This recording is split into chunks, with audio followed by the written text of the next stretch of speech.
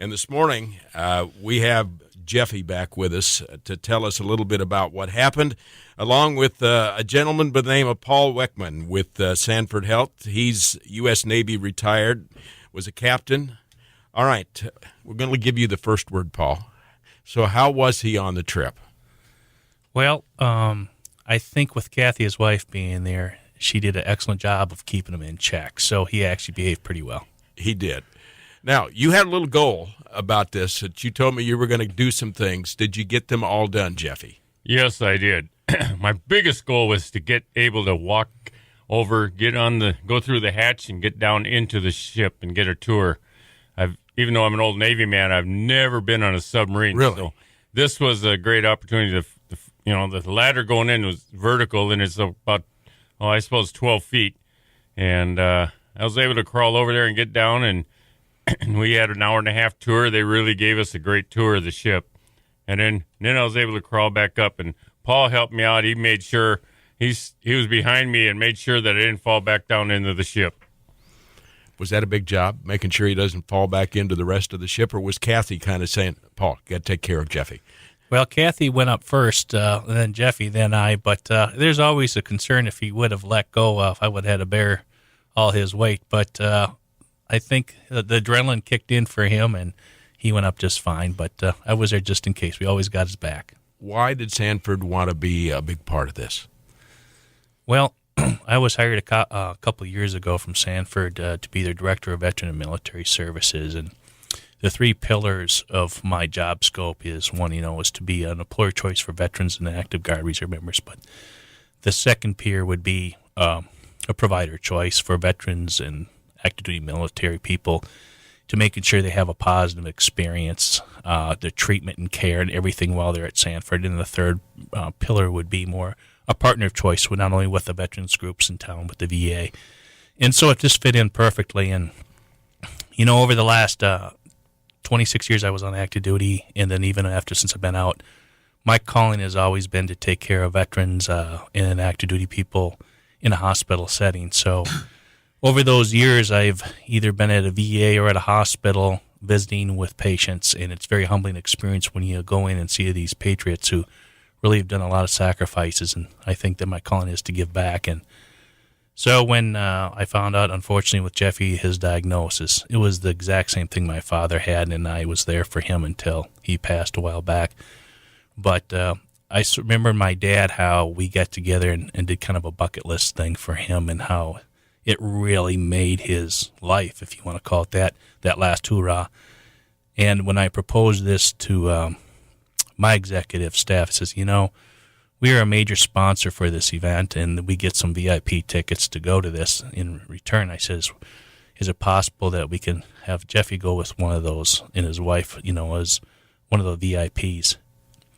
And it didn't take a nanosecond, and they said, yes. Let's make it happen. It's the right thing to do. Jeffy, you and I met face-to-face in December. There was a party at the Legion. Yep.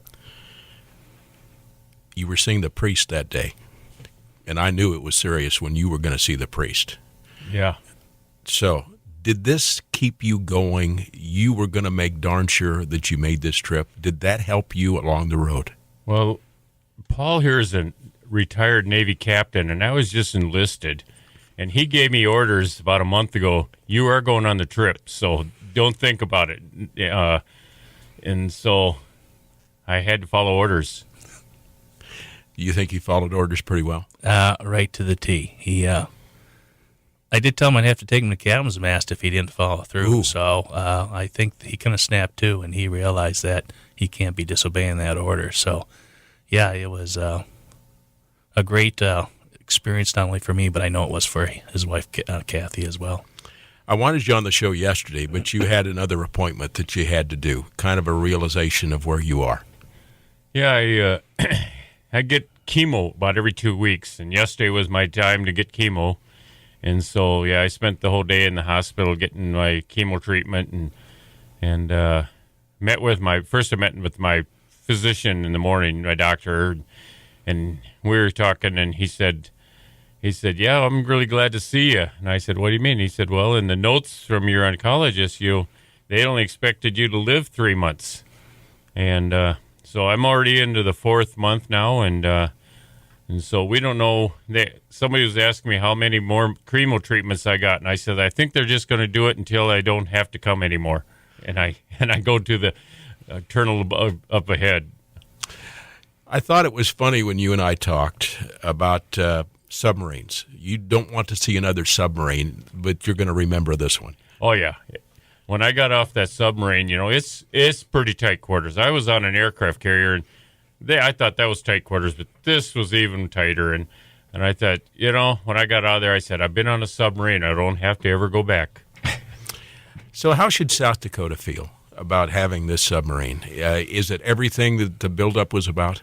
Yes, I think so. And just to have your state named on a ship in the United States Navy, that what better advertising is that? Every port it pulls in, here's the USS South Dakota, and everybody will, here's South Dakota, and hey, maybe we should go there this summer and go on vacation out in South Dakota and see the Black Hills and the world's largest bird feeder, the Corn Palace. There's another event scheduled next week for you at the Shrine. Yes. And everybody is invited for that. I think it's the 13th. Is that correct? 13th at 5 o'clock till about 7, but on Wednesday the 13th. And the reason we're doing that is after the Legion put on that little luncheon for me, and approximately, I don't know, there was probably 100 guys showed up that luncheon on that Thursday, but a bunch of the Shriners were saying, hey, we weren't invited. So then they're putting on a little get-together for me on the 13th. Come down to see Jeffy and visit about the submarine. Paul Weckman is with us with Sanford. He's a captain, retired, U.S. Navy, Military and Veterans Services. You gave him that nanosecond to get the decision made at Sanford. You got it done. Now, Jeffy? Yes, sir. When we talked in December, this isn't an order. I was just a little sergeant in the Air Force, so don't worry about that. You basically told me you didn't want to come on the radio. This is the third time you've been on. Yeah. Okay. Well, did I treat you okay? It's more comfortable with you on the radio here, so now I'm feeling at home. I want you to have another goal. Okay? Okay. First time I had you on the radio, do you remember what it was for? What the event was? The first time? Yes. Oh, Veterans Day. Veterans Day, actually Memorial Day. Memorial Day, yep. I want you to be back with me on Memorial Day. I know that's a stretch, and Paul would say it's a stretch, but guess what? You weren't going to make it 60 days. You were seeing the priest that day for services. Yep. Okay, and in December. This is February. Well, I just believe that, when the good Lord says it's your turn to go, it's your turn to go. And so I don't fret about it. And I said, when I'm gone, I'm gone. But until then, I'm going to do as much as I can and enjoy life as much as I can with all my friends like Paul. And I do really appreciate what Sanford did for my wife and I. And, she hasn't been on an airplane since well before 9/11. Wow. And when that 9/11 happened, she made a comment to me. She says, I'm never going on another airplane.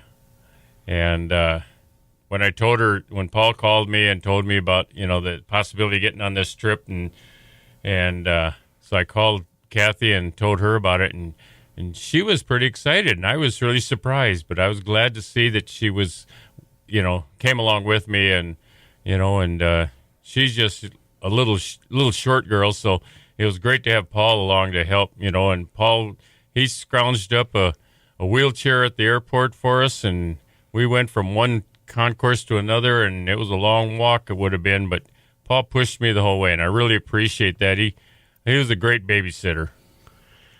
Paul, would you agree that he's done a lot for the Legion and military? He exemplifies what being a part and serving the country is all about. Well, it's definitely, excuse me, when you see the number of people I was at the Legion the other day that showed up, that just basically tells you and quantifies whatever qualifies him as how much impact he's done to this community, to the veterans, to the, the Shriners.